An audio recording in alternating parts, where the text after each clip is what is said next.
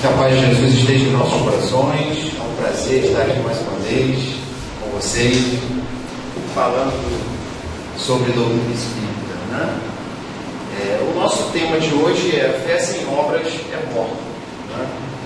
Esse item, especificamente, o Allan Kardec, ele não trabalha no Evangelho segundo o Espiritismo. É uma citação que está presente na carta de Tiago, o apóstolo Tiago, que foi um dos apóstolos de Jesus. Mas antes disso, eu queria inaugurar aqui o nosso diálogo, né? Lembrando uma passagem de Jesus muito interessante, quando Jesus ele vai ao encontro do povo, assim narra o evangelista Mateus, no capítulo 17. Jesus está indo em direção ao povo. Quando um homem se aproxima dele e se atira aos pés de Jesus de joelhos, pedindo a Jesus: Senhor, tem piedade do meu filho que é lunático. Ora ele cai no fogo, ora ele cai na água. Já levei ele para os teus discípulos, e eles não conseguiram curar. E aí disse Jesus, né? Ó raça depravada e incrédula, até quando eu tereis que caminhar com vocês? Trazei até mim este menino. E Jesus, com a sua autoridade moral, ele expulsa o demônio que está com aquele menino. Essa é a expressão. Exatamente essa expressão. Naquele exato momento, o jovem ficou são. Os discípulos foram ter com Jesus, foram procurar com Jesus. Obviamente, o evangelista não diz isso, mas eles ficaram envergonhados, porque ali coube a eles a missão de fazer aquela cura, de resolver aquele problema, e eles não conseguiram resolver. Então eles foram ter um particular com Jesus, né? O evangelista diz, eles foram ter com Jesus. E eles perguntaram para Jesus: Mestre, por que nós não conseguimos curar este jovem? E aí Jesus vai dizer: é pela incredulidade dos vossos corações.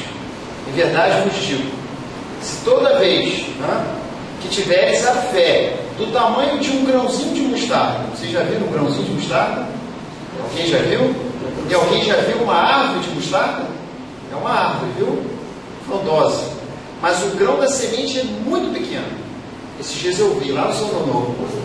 Ah, trouxe?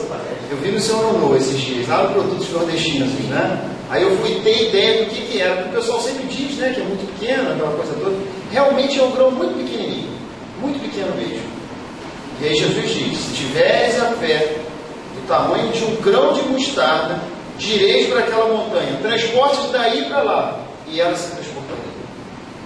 E aí, meus irmãos, à luz da doutrina espírita, a gente pode abrir aqui uma série de indagações, uma série de reflexões sobre esse pequeno trecho do Evangelho. Pequeno trecho. É uma cura. Jesus curou a vários, mas é uma cura muito particular. Porque o desespero naquela ocasião era muito maior do pai do que do próprio filho. Porque o filho estava sob o efeito direto de um espírito equivocado, que naquele momento é chamado de demônio. E a gente precisa abrir um parênteses aí. Que demônio é esse que esses irmãos estão colocando, foi colocado lá pelo evangelista? É o demônio que a gente conhece como hoje? Não, não é. Esse demônio, esse personagem emblemático, né, que tem a missão de capturar as almas humanas, que é o grande líder do mal, né, assim, que a gente aprendeu ao longo das nossas vidas, que foi passado de gerações. Isso é algo construído ao longo do tempo, principalmente após a institucionalização da Igreja Católica, do século III. Vejam bem, Jesus inaugura o calendário cristão, que é o nosso calendário. Nós estamos no ano 2016. Ou seja, são 2016 anos após o nascimento de Jesus. O nascimento de Jesus, ele marca o calendário ocidental e grande parte do Oriente também. Existem muitas nações que trabalham com calendários diferentes. Por exemplo, os judeus, né? Israel, trabalha com 2 calendários diferentes. O calendário ocidental, que hoje está no ano 2016. E o calendário deles, que segundo o Antigo Testamento, eu não sei agora, isso é uma data aproximada. Isso, exatamente. É na casa dos 5.000 e alguma coisa, né? obviamente com as referências bíblicas do Velho Testamento, a partir do êxodo, né, da saída do povo hebreu do Egito, sob a liderança de Moisés, aquelas datas marcantes que são os patriarcas judeus, como se sabe, né, Abraão, Isaac, Jacó. Então essas referências balizam esse calendário. Mas o calendário ocidental, independente se o indivíduo ou a nação é cristã ou não, tem como referência o calendário cristão. São 2016 anos depois do nascimento de Jesus. Será que é exatamente após o nascimento de Jesus? Não sabemos. Não temos referência para isso. Quais são as referências históricas que tratam sobre Jesus? Basicamente, os 4 evangelhos. Os 4 evangelhos.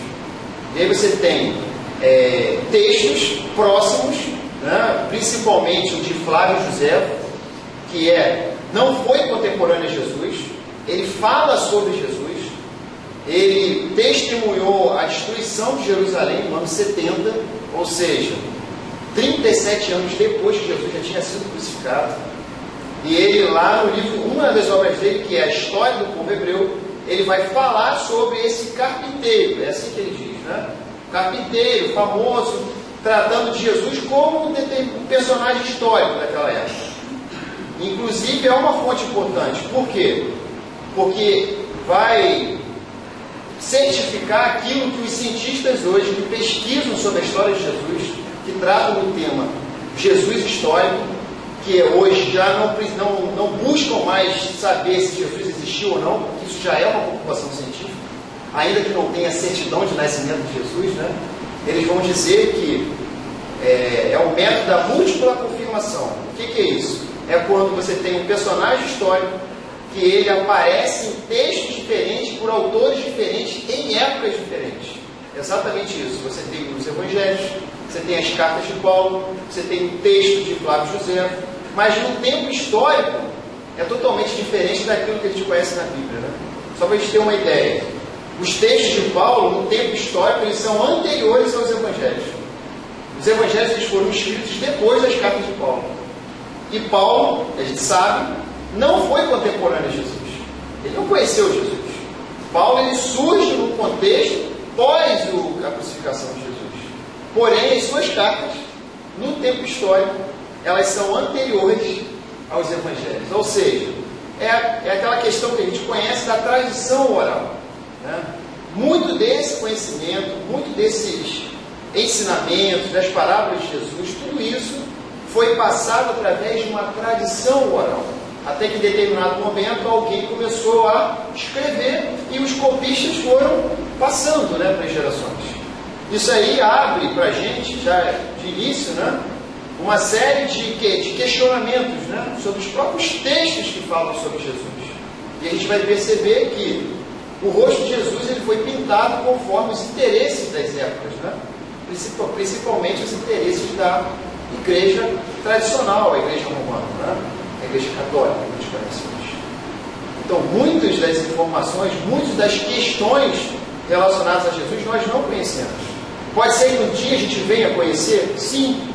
Mas os amigos espirituais, eles são categóricos nisso, né? A essência foi preservada. A essência foi preservada. E aí não é à toa, né? Que aí, inclusive, eu convido vocês a guardar isso na cabecinha de vocês e buscar, inclusive, essa questão que está lá registrado, está aqui, no Evangelho segundo o Espiritismo, vocês conhecem, que estudam, na introdução, de uma forma brilhante,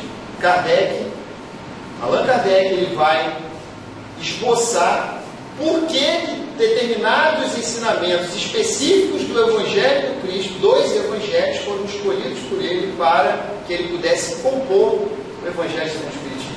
Allan Kardec fala logo no início da introdução o seguinte: sobre os evangelhos nós podemos dividir em 5 partes. 5 partes. A primeira, os atos comuns da vida do Cristo. O segundo, os milagres. O terceiro, as predições. O quarto, as palavras e conceitos que foram utilizados pela Igreja Católica para fundamentar os seus dogmas. E o quinto e mais importante, que foi o único que Kardec capturou, O ensino moral. O ensino moral. Por que ele fez isso? Ele vai dizer, logo no início da introdução, porque o ensino moral é um terreno seguro, aonde qualquer religião pode congregar. É um terreno seguro que os incrédulos não conseguem elementos para, inclusive, atacar. Como que você vai atacar um ensinamento que diz que você deve fazer o próximo? Você não pode fazer ao próximo aquilo que você não quer que façam com você. Qual é o pensador em sã consciência? Pode ser ateu, agnóstico, seja lá o que for, que ele vai conseguir refutar um pensamento dessa natureza. É por isso que o Evangelho segundo o Espiritismo não atende tudo aquilo que está nos Evangelhos. Muitas dessas questões.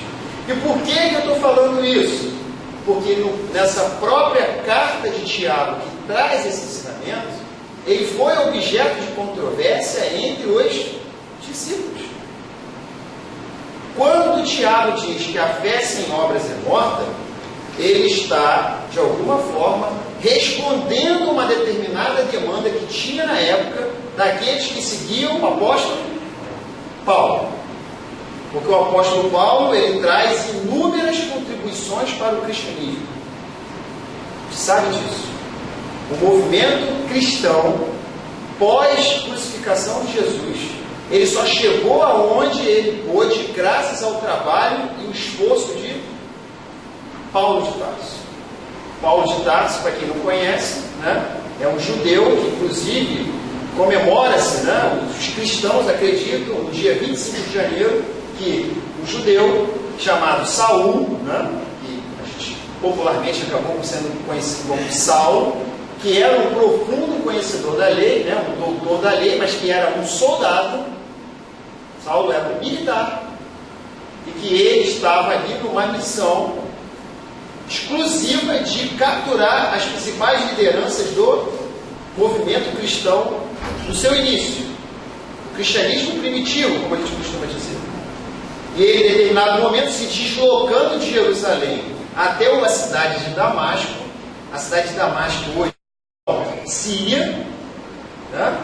O palco aonde você tem uma série de conflitos no mundo hoje, dores e pesares, Hercúleos, foi terreno, né, de acontecimentos extraordinários espirituais. É interessante como aquelas populações e aquela localidade perdeu uma grande oportunidade, né?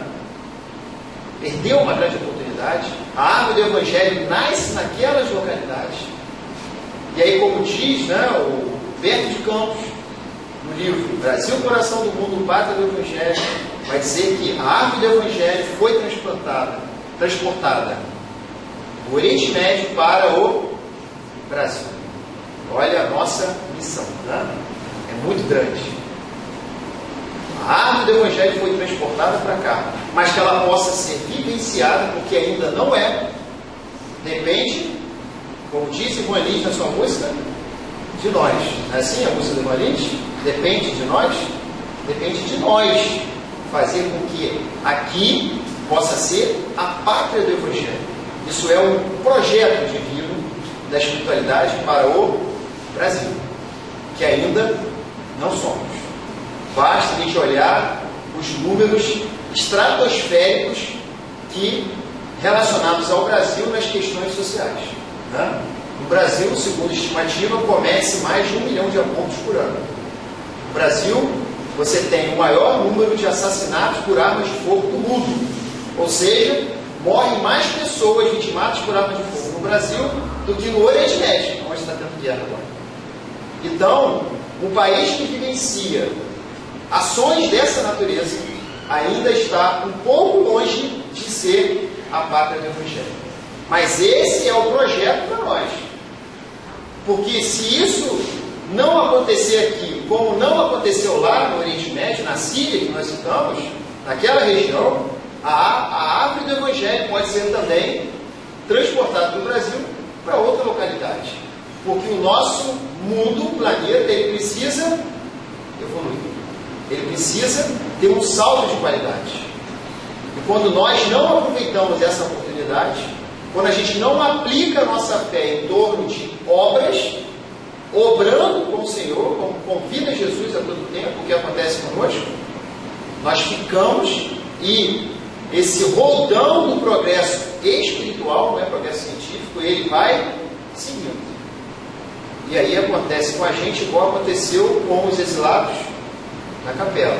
Assim, como diz Emmanuel lá no livro A Caminho da Luz. Em determinado momento, aquele mundo, aquele planeta teve um salto de qualidade no sentido espiritual e muitos daqueles espíritos foram convidados a se retirar. Então eu espero que isso não aconteça conosco, né? Que a gente não seja jubilado, né? Como diz os antigos, né? Na escola, quando você é expulso, não é assim? Lembra? O aluno é jubilado, né? Ele é convidado, entre aspas, gentilmente, né? A ir para outro colégio, né? Não é mais jubilado, né? Nem mais expulso, né? O pedagogia não pode usar mais esses termos, né? Porque senão estigmatiza o aluno, rotula, todas aquelas questões que a gente sabe, né? Os pedagogos têm essas preocupações, realmente são necessárias, né? Então, vejam como funcionam as coisas nesse sentido. Esse espírito, voltando, como eu disse, Paulo, estava indo para Damasco. Em determinado momento, ele a cavalo, com uma tropa junto dele, um sol forte bateu nos seus olhos e ele mordeu o pó. Vocês sabem o que é morder o pó? Tem gente que para aprender precisa morder o pó. E ele aprendeu. E que lição que ele foi dar a partir daí? Assim, a gente sabe que o movimento em torno do cristianismo nascente, sobre todos aqueles ensinamentos de Jesus, ele vai ganhar uma outra conotação com o trabalho que Paulo faz. Ou seja, alguns pesquisadores vão dizer que Paulo imitou Jesus. Por quê? Porque ele saiu pregando nas cidades. Só que com uma diferença. Jesus, durante os seus 3 anos de ministério, ele levou os seus ensinamentos somente para os judeus. Somente para os judeus. Paulo vai trazer uma outra perspectiva. E isso vai gerar problemas, né? Diante desse colégio apostólico. Paulo decide levar os ensinamentos do Cristo para os gentios. O que é o gentio? São aqueles que não são judeus. É justamente quem? Os gregos, romanos, os outros povos que tinham ali ao derredor de Israel, de Jerusalém. E ele vem com essa missão. Então ele tem vários ensinamentos. E em determinados momentos a gente percebe algumas controvérsias. Porque Paulo vai dizer lá na carta aos Coríntios, muito famosa, que Kardec utiliza inclusive no Evangelho, né? Quando ele trata da questão do amor, né? Ainda que eu tivesse o dom da profecia, ainda que eu falasse a língua dos anjos, se eu não tiver amor, alguns vão dizer que ele dizia caridade. Kardec coloca a palavra caridade. Se eu não tiver caridade, se eu não tiver amor ao próximo, amor em movimento, ação direta diante daquele que está ao meu lado, necessitando de ajuda, seja no campo psíquico ou material, eu nada seria. Ele diz isso, mas ao mesmo tempo, o próprio Paulo vai dizer que a fé se justifica pela fé. No Cristo. No Cristo. E aí a gente vai perceber o porquê que muitos irmãos nossos, de outras denominações religiosas, principalmente os nossos irmãos pentecostais, vão se utilizar tanto dos ensinamentos de Paulo, né? Abrindo parênteses, eu disse para vocês, Saulo de Tarso, após o momento da sua conversão, quando ele tem esse contato direto com Jesus, com esse sol resplandecente, né? Que eu disse para vocês que ele morde ao pó, logo depois, em seguida, ele é batizado. E aí ele deixa de ser Saul e se transforma em Paulo. E vocês sabem o que significa a palavra Paulo? Pequeno. Aquele que era grande demais precisou ser batizado com o nome de pequeno, para depois se agigantar espiritualmente. Então o nome Paulos significa pequeno. É um nome cristão. Ele abre mão do seu nome, da sua tradição judaica. Ele estava ali jogando toda a sua história na lata do lixo e vivenciando o Cristo a partir daquele momento. Por isso que depois ele vai dizer que ele, aquele corpo já não pertencia, porque o Cristo habitava nele. Tem um momento, em Atos dos Apóstolos, que uma das cristãs convertidas, era muito bonita, né? Tinha o nome de Teodora, ela se revela para Paulo. Ela queria casar com ele, se apaixona, para eles poderem levar o Evangelho juntos. E aí Paulo vai dizer para ela: minha irmã, né, eu não posso te dar aquilo que eu não mais tenho. Ele não era mais dono do seu corpo, era Jesus que já habitava nele. Então vejam o trabalho e o papel que esse Espírito realizou em torno da questão do cristianismo. Mas é lógico que isso vai causar contendas, porque Paulo tinha uma visão sobre aquilo que Jesus deixou, enquanto os outros apóstolos tinham outras questões. E aí vai surgir um embate entre Paulo e Tiago. Paulo e a sua ideia de que a fé se justificava pela fé. E Tiago com a ideia de que a fé só se justifica com as obras. E aí eu trouxe aqui um trecho da carta de Tiago, que inclusive é pouquíssimo utilizado. Vocês podem perceber. Os nossos irmãos da Igreja Católica, eles usam muito, porque o pensamento de Tiago é uma pedra de toque para o pensamento católico. E quiçá posso dizer para vocês, para nós espíritas também, porque nós temos como lema principal na doutrina espírita a ideia de que fora da caridade não há salvação. Ou seja, fora das obras, dos atos, não há salvação. Então o pensamento de Tiago está extremamente ligado, conectado àquilo que a doutrina espírita traz como pensamento principal, como seu fundamento na sua doutrina. Então eu trouxe um trecho aqui, vou ler para vocês, né, para que a gente possa estabelecer algumas reflexões. Tiago diz o seguinte, olha lá, ele está escrevendo para a comunidade religiosa, mas ele também, vejam bem, segundo alguns pesquisadores. Por que eu estou dizendo isso? Porque para a gente chegar a essa conclusão que Tiago está respondendo a Paulo, a gente precisa saber em que momento essa carta foi escrita. Porque se ela foi escrita anterior às cartas de Paulo, a gente não sabe. Outro detalhe importante, quando a gente fala de Tiago, dentro do pensamento evangélico, a gente tem 3 personagens chamados Tiago. 3. E aí, qual Tiago que a gente está falando? Dos apóstolos você tem 2 Tiagos. Não sei se vocês lembram. São 12 apóstolos. 2 deles são chamados de Tiago. Um é o Tiago, filho de Alfeu, e o outro é o Tiago, irmão de João. Então, que alguns vão dizer o Tiago maior e o Tiago menor. 2 Tiagos. E aí tem o terceiro Tiago, a quem essa carta é atribuída, que é o Tiago, irmão de Jesus, que é justamente o personagem, um dos personagens principais que vai ser dito para nós, relatado através do livro Paulo e Estevão. Quem era esse Tiago? Era o Tiago responsável por administrar a Casa do Caminho em Jerusalém, o principal templo cristão, né, responsável por edificar e transmitir a mensagem de Jesus. Então a Casa do Caminho tinha Tiago, irmão de Jesus, irmão consanguíneo, irmão de sangue, que no momento que Jesus aqui estava indo entre nós, ele não reconheceu a autoridade de Jesus. Isso está registrado lá em Atos dos Apóstolos, tá, meus irmãos? E também no livro Paulo e Estevão. Após Jesus ser crucificado, Jesus vai aparecer exclusivamente para ele, para esse Tiago, o justo, né, como dizem o Evangelho. Tiago, o justo. E aí Tiago vai escrever o que a gente tem nele, desse Tiago, é essa carta, onde está registrado essa assertiva. E ele vai dizer o seguinte, olha só. Meus irmãos, que aproveita se alguém disser que tem fé e não tiver as obras? Está fazendo uma interrogação. Porventura a fé pode salvá-lo? Isso aqui a gente percebe que é um diálogo direto com aquilo que Paulo está dizendo, né? Direto. Porque Paulo está dizendo que a fé se justifica pela fé. Não precisa de obras. Não é que ele não tenha que obrar. Ele não está colocando como uma questão justificada. Vejam bem, o Tiago está dizendo que a fé sem as obras é morta.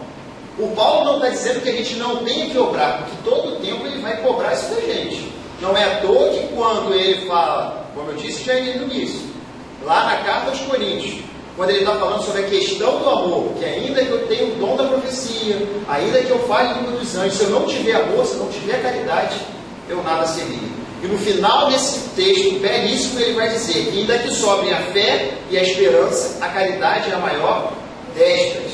Ou seja, Paulo está colocando a caridade como principal elemento de salvação da criatura. Então vejam como é controverso. Voltando ao Tiago. E se o irmão ou a irmã estiverem nus e tiverem falta de mantimento cotidiano, e alguém de vós lhe disser: ide em paz, aguentai-vos e fartai-vos, e não lhe derdes as coisas necessárias para o corpo, que proveito tirar da lei? Assim também a fé, se não tiver as obras, é morta em si mesma. É uma questão muito lógica. O indivíduo bate na sua porta, com fome. Você vai lá e leva o Evangelho para ele. Fala sobre doutrina espírita, ou fala só sobre Jesus, né? Vamos pensar igual o Kardec disse lá no Evangelho. Naqueles terrenos que a gente percebe, né? Dificuldade para levar a palavra, fique com Jesus. Fique com o Evangelho, fique com o ensinamento moral. E você faz o seu papel. Mas a criatura está com fome. Ele quer o prato de arroz e feijão. E aí você diz para ele: meu irmão, que Deus abençoe você, siga em paz. O que o indivíduo naquele momento está precisando? Ele quer encher a barriga. Ele não quer fé. Ele não quer Evangelho. Para você pensar em Evangelho, é importante que você esteja o quê? Nutrido, com as suas funções orgânicas, o quê? Minimamente saciadas. Então, o que o Tiago está dizendo para a gente é muito coerente. Naquele momento, atenda aquela criatura nas suas necessidades, depois leve o Evangelho. Continuando, né? Mas dirá alguém: tu tens a fé e eu tenho as obras. Mostra-me a tua fé sem as tuas obras, e eu te mostrarei a minha fé pelas minhas obras. Não sei se vocês sabem, mas tem um determinado momento, após a conversão de Paulo, que Paulo já está fazendo o seu trabalho do Evangelho, ele vai, o Paulo, o Emmanuel conta isso para a gente com maestria, né, no livro Paulo Estevão. O momento em que Paulo, junto com Barnabé, eles vão fazer uma viagem a Jerusalém e Paulo vai ter um embate direto com o Tiago. E aí o Tiago vai falar exatamente isso para Paulo. Essa expressão que está aqui. Vou repetir. Mas dirá alguém: tu tens a fé e eu tenho as obras. Mostra-me a tua fé sem as tuas obras e eu te mostrarei a minha fé pelas minhas obras. E continua Tiago. Tu crês que há um só Deus? Muito bem. O diabo também crê. Também existe um só Deus. Mas o homem vão. Mas, ó homem vão, queres tu saber que a fé sem obras é morta? Porventura, e aí o que Tiago faz? Tiago era um líder religioso, mas que não abria mão do pensamento e os ensinamentos do Antigo Testamento. Não é à toa que um dos motivos principais do embate entre Paulo e Tiago vai ser pela questão da circuncisão. Vocês sabem o que é circuncisão? Que todo judeu é submetido no 7º dia, se não me engano, após o nascimento. É no 7º ou no 21º dia, se não me falha a memória. O bebê é circuncidado, né? Os doutores da lei, aqueles responsáveis pela sinagoga, eles vão oferecer aquela criança no altar e vai cortar a pelinha que tem ali no pênis da criança, né? Desculpe tocar nesses assuntos, né? Mas são normais quando a gente pensa na questão da biologia. E a gente sabe que é algo interessante até no entorno da questão da asepsia, né? Então é um preceito ritualístico da cultura judaica. o Luciano Huck, né? Famoso, né? Na televisão, da Rede Globo, apresentador. Os filhos dele, com Angélica, o Luciano Huck, é judeu, ele é israelita, né? de tradição israelita, ele cultua a religião. Esse mesmo? Aqui está falando de Tiago, não, né? Ele cultua a cultura judaica, e aí, quando seus filhos nasceram, eles foram submetidos à circuncisão. E qual a discussão que Paulo vai ter com Tiago? Os gregos não vão ser submetidos à circuncisão. Por quê? Porque isso não é uma tradição deles. Isso não é o Evangelho do Cristo. Isso não tem nada a ver com o ensinamento de Jesus. Isso é uma tradição dos judeus. Então, os gregos, os gentios, não têm que ser submetidos às mesmas práticas ritualísticas judaicas. Então, vejam o embate. E é interessante a gente pensar nessas questões. E aí a gente percebe como Kardec ele é inteligente. Kardec não se preocupou com isso. Ele teve acesso a essas questões? Claro que teve. Até porque muitas delas estão registradas no próprio Evangelho. Nas cartas de Paulo, nos Atos dos Apóstolos. Na época de Kardec não tinha o livro Paulo e Estevão, né? Não tinha, né? O Chico Xavier vai psicografar em 1938, não é isso? Não tinha esse manancial para Kardec. Mas Kardec tinha os Evangelhos. Era um grande estudioso intelectual. E aí o que ele vai fazer? Ele vai ficar justamente com qual ensinamento? Ensinamento moral. A história que eu contei para vocês, no período de Jesus, quando Jesus cura o lunático, é justamente o trecho do Evangelho que abre o capítulo do Evangelho segundo o Espiritismo, que vai tratar sobre a fé. Capítulo 19. A fé transporta montanhas. Kardec abre o capítulo 19 com a cura do lunático. E aí Kardec vai trabalhar de uma forma extraordinária e também apresentando as instruções dos Espíritos. Está comigo? É pessoal, não. As instruções dos Espíritos relacionado à questão da fé. Porque ainda que a gente pense nas obras, a gente precisa pensar primeiro o que o Espiritismo fala sobre a fé. Qual é a visão da fé para a doutrina espírita? E aí a gente precisa buscar justamente o capítulo 19. Porque são 9 itens que Kardec vai trabalhar, né? Vai falar sobre a fé divina, a fé humana, vai falar sobre a fé religiosa, a necessidade da fé religiosa, a fé ativa que o indivíduo tem que ter, que é essa proposta justamente que a doutrina espírita apresenta. Porque a fé religiosa ela pode ser dividida em duas partes. Uma é a fé cega e a outra é a fé raciocinada. O que é a fé raciocinada? E o que é a fé cega? A fé cega é aquela que de alguma forma não estabelece nenhum tipo de parâmetro para que ela possa acontecer. É a providência divina operando e eu não tenho qualquer tipo de questionamento sobre essas determinadas questões. No caso, a fé raciocinada é de uma forma diferente. A gente estabelece parâmetros, a gente estabelece críticas em torno de uma determinada questão. A gente tenta entender aquele processo. É uma fé ativa que provoca na gente o quê? Provoca na gente a gente ir ao encontro e resolver aquela determinada questão que a gente esteja passando naquele momento. Seja de sofrimento, seja de necessidade do próximo, não importa. Então a gente percebe que a doutrina espírita é como se fosse um prisma que ao nós olharmos por ela, nós temos a capacidade de enxergar outros posicionamentos.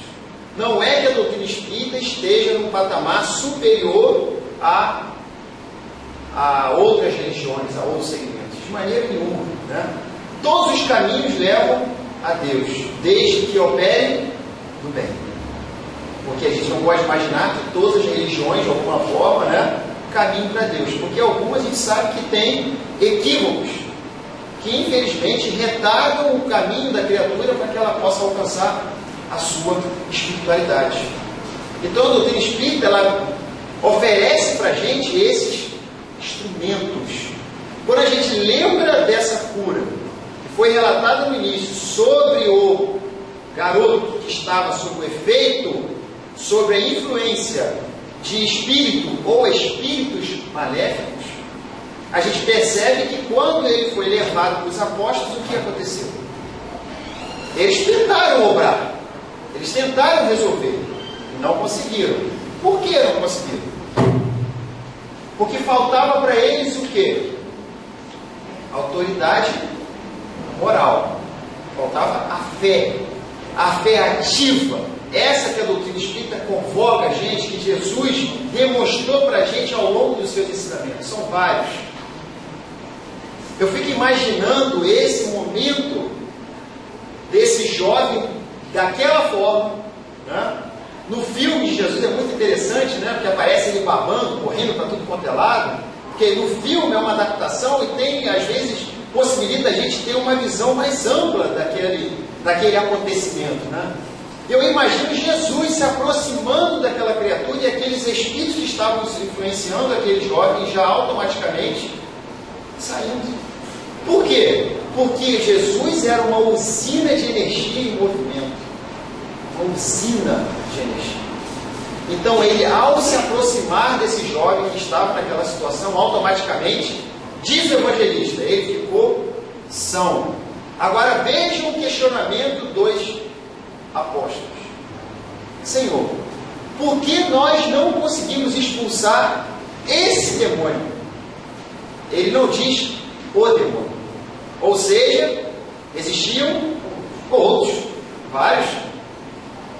E aí o próprio Allan Kardec diz para a gente o seguinte: a palavra demônio, ela tem uma origem no grego que significa daimon, né? A palavra significa daimon, traduzida demônio, que tem no seu radical o significado de espírito.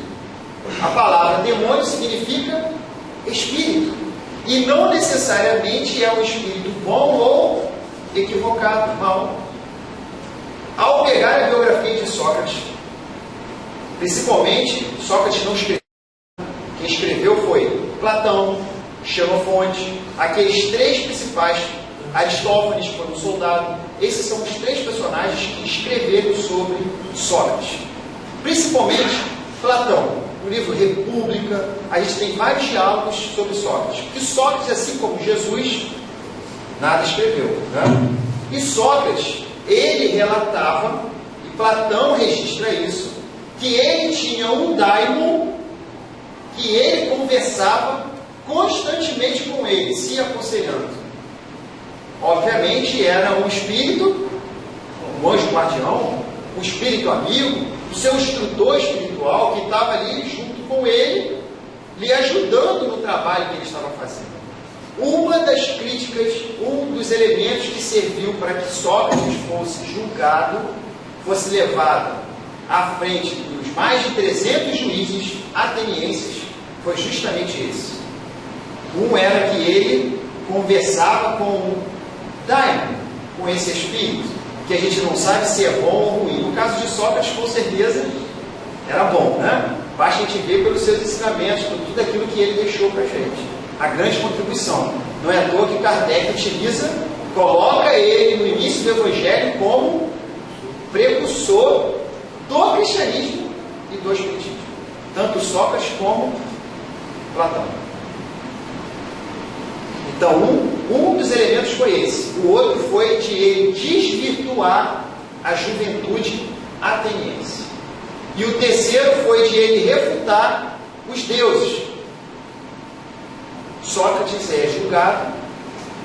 Em Atenas, os gregos, eles não, quando o indivíduo era condenado à morte, eles não executavam o indivíduo, porque eles achavam isso, né, culturalmente reprovável, diferente de outros povos, né, diferente dos romanos, por exemplo, que utilizavam a crucificação como uma pedagogia de opressão para que pudesse, de uma forma extremamente opressivo, assustar aquelas pessoas, né?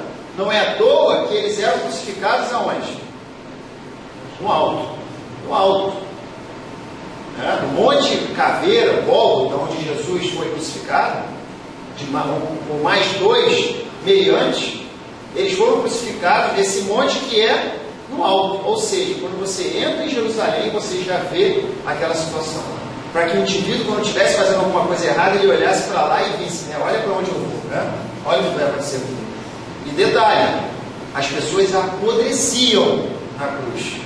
Não poderiam ser retiradas. Jesus foi retirado da cruz, e a gente sabe por quê. Pela intervenção de indivíduos socialmente muito bem estabelecidos naquela sociedade. Por isso que isso aconteceu. Porque senão, provavelmente, Jesus apodreceria lá na cruz, porque era assim. José de Arimateia, exatamente, que era o doutor da lei, que era alguém de muita influência no templo de Jerusalém. Então ele tinha, né, provavelmente, rendas, né, era uma pessoa de posses. E ele interviu politicamente para retirar Jesus da cruz. No caso de Sócrates, ele não poderia ser executado, mas ele foi condenado à morte. E qual era a punição que os atenienses utilizavam quando alguém era condenado à morte? Desculpe, ele não foi condenado à morte, ele foi condenado ao ostracismo. O indivíduo tinha que pegar uma trouxa de roupa, sair da cidade e caminhar errante pelo mundo. Ou seja, renegando tudo aquilo que ele havia construído na sua história, nos seus pensamentos, renegar tudo aquilo que ele havia edificado. E ele diz que não vou abrir mão de tudo aquilo que eu penso, daquilo que eu acredito. Nesse caso, o indivíduo, quando se negava a cumprir, né, aquela sentença, ele era obrigado a tomar veneno. Cicuta, né? Sócrates toma veneno e desencarna ali na frente dos seus principais, dos seus pais, né?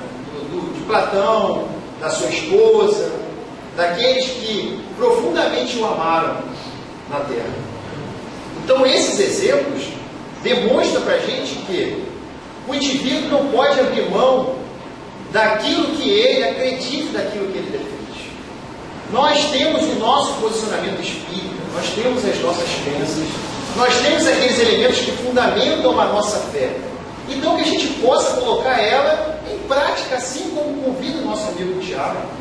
Ele está convidando a gente para quê? Para que a gente possa acreditar sim em Deus, acreditar no Criador, mas colocar sempre em prática aquilo que a gente defende, que a gente acredita. Quando Jesus está próximo de desencarnar, são cerca de 2 dias que eu costumo dizer que foram intensos. Tá? Jesus entra em Jerusalém na segunda-feira. É lógico que não existia esse calendário, né? Segunda-feira. Vamos pensar que seria uma segunda-feira, né?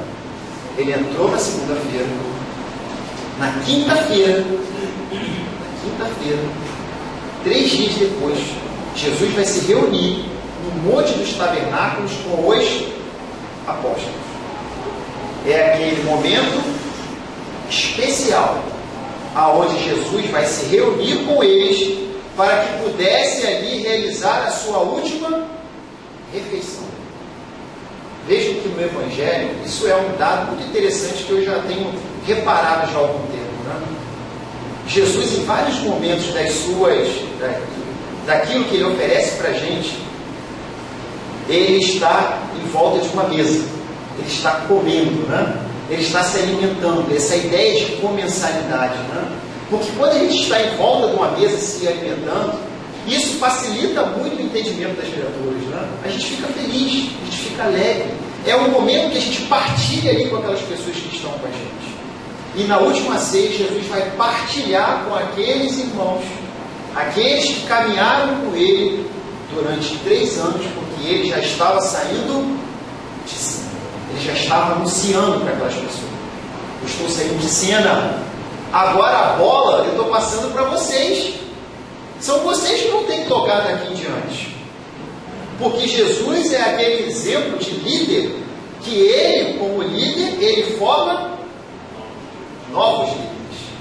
O líder ideal, o líder do século XXI, reconhecido pelos companheiros da gestão, né, é o líder que forma outros líderes.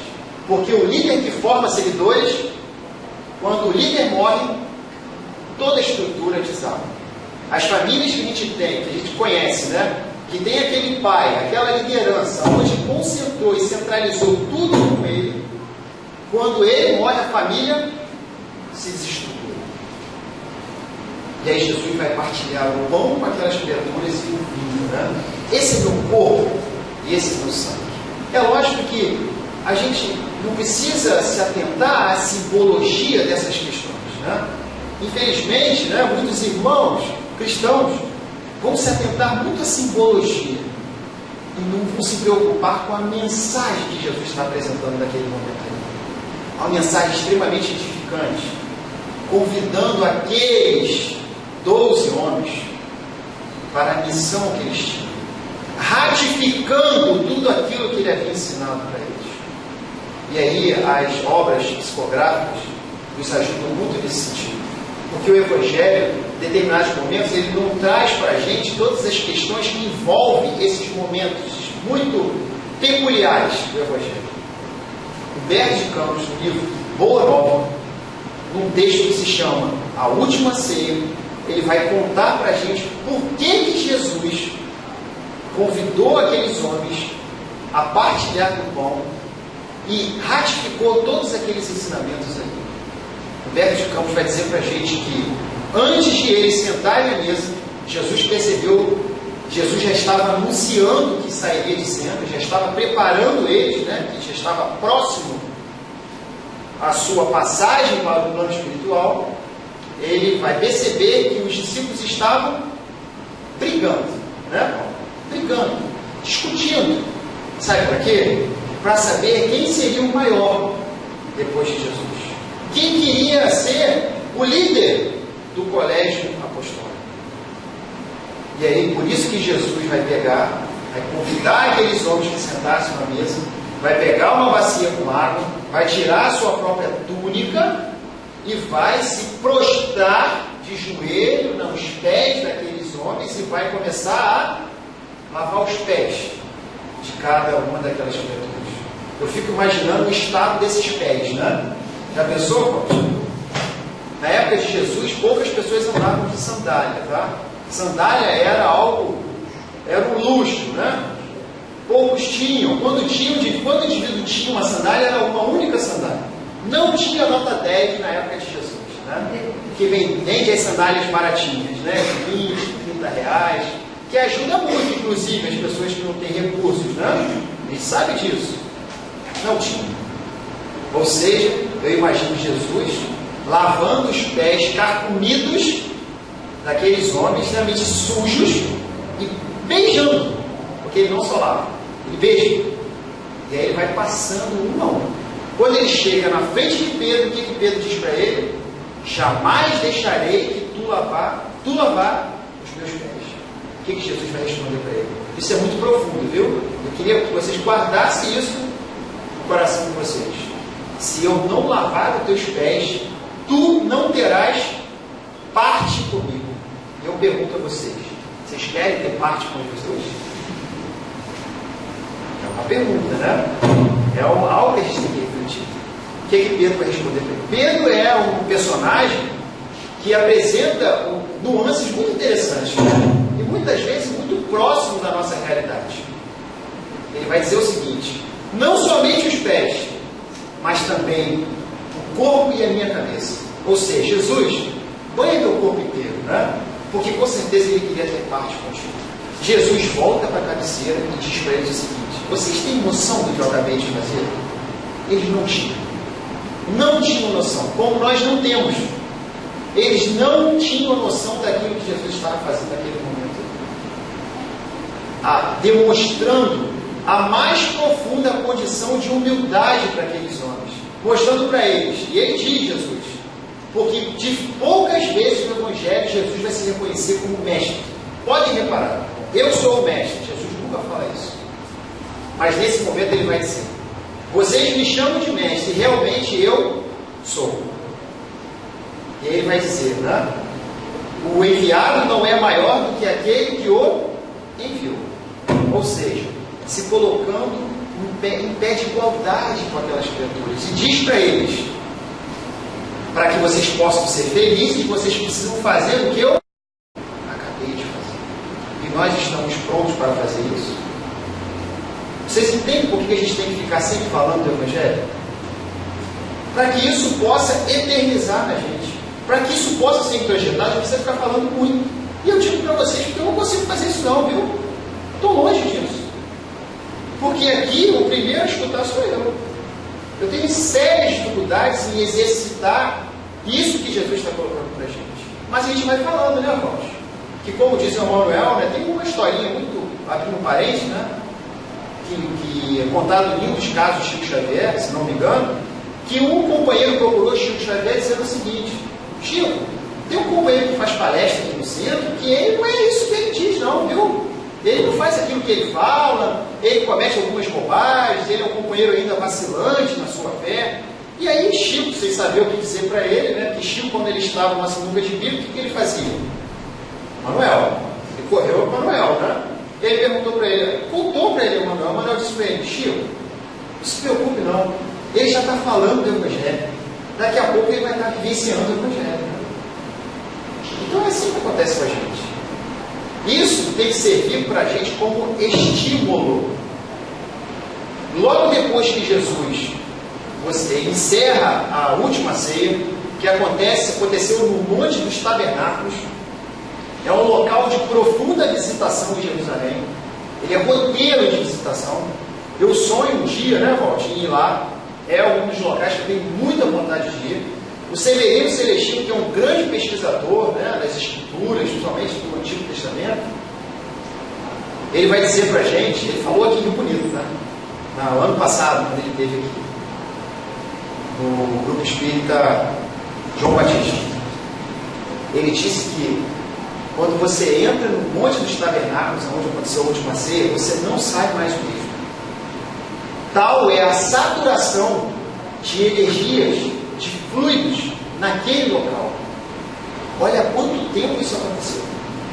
Há 2.000 anos atrás aconteceu esse, né, evento naquele espaço.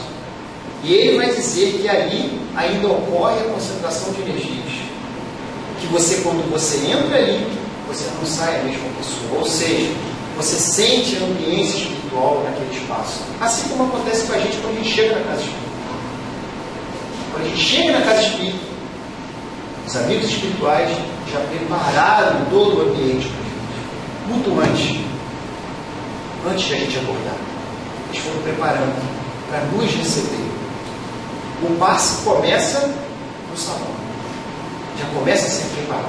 Os amigos espirituais vão mapeando as nossas necessidades. Quando a gente chega na sala do passe, o que acontece? Cada criatura já tem aquela emoção preparada especialmente pelo Cristo através dos seus mensageiros para poder atender as nossas necessidades. E aí o que acontece com a gente? A gente não consegue se concentrar, né? 1 minuto e meio passa, a gente não consegue, é impressionante. Então essa porção ela já está preparada. Quando Jesus ele sai do Monte dos Tabernáculos, ele desce e ele vai fazer as suas últimas orações lá no Jardim das Oliveiras, né? Getsemane, como diz lá no Evangelho. Ele pede que os apóstolos pudessem velar com ele. Vocês lembram? Que ele pudesse velar com ele enquanto ele estava fazendo as suas últimas orações. Quando Jesus volta, os apóstolos estão dormindo. Existe uma página, né? O livro Caminho, Verdade e Vida, do Emmanuel, que é velar com Jesus. O Emmanuel tratando exatamente dessa questão desse sono, que inclusive atinge a maior parte da humanidade, né? Quando Jesus, nas suas orações, ele vai dizer o que para Deus? Jesus no diálogo direto com Deus. E aí tem muito a ver com isso aqui, com o tema da nossa exposição. Pai, glorifica o teu filho, ou honra, né? Como diz algumas escrituras. Ou honra o teu filho. Eu realizei tudo aquilo que me comprometi contigo. Eu te honrei na terra. E se a gente lembrar do Velho Testamento, a gente vai perceber que um dos mandamentos enunciados a Moisés é honrar pai e mãe. Jesus está dizendo para Deus: eu te honrei na terra. Ou seja, eu cumpri tudo aquilo que eu me comprometi contigo. E aí eu pergunto a vocês: como está o nosso compromisso com Deus? Como está a nossa relação? Será que a gente está conseguindo cumprir com aquilo que a gente se comprometeu? Estamos? Estamos tentando, né, irmão? Estamos tentando, estamos buscando. E a gente precisa sempre o quê? Estar falando sobre isso. Jesus tem que ser uma constante na nossa vida. Mas não só na casa espírita, no pensamento. A gente precisa obrar com a fé, como diz o nosso amigo Tiago, para que ela possa ser uma fé ativa. Porque a fé sem obras, ela é morta. Ela fica estéril. Não adianta eu dizer, como ele diz, que acredita em Deus, porque o demônio, segundo ele, também acredita. Também acredita. É preciso que eu coloque essa minha fé em movimento. Então essa é a mensagem de hoje. Eu espero que tenha sido um estímulo para vocês. Né? Convido vocês a buscarem o capítulo 19, que a gente só fez algumas nuances, que trata sobre a questão a fé transporta montanhas, onde Kardec vai demonstrar para a gente de uma forma extraordinária o que é a fé, seja no sentido religioso, seja no sentido que propõe a fé racional denunciada pela doutrina espírita. Paz, obrigado pela paciência. Deus abençoe a todos. Tá bom?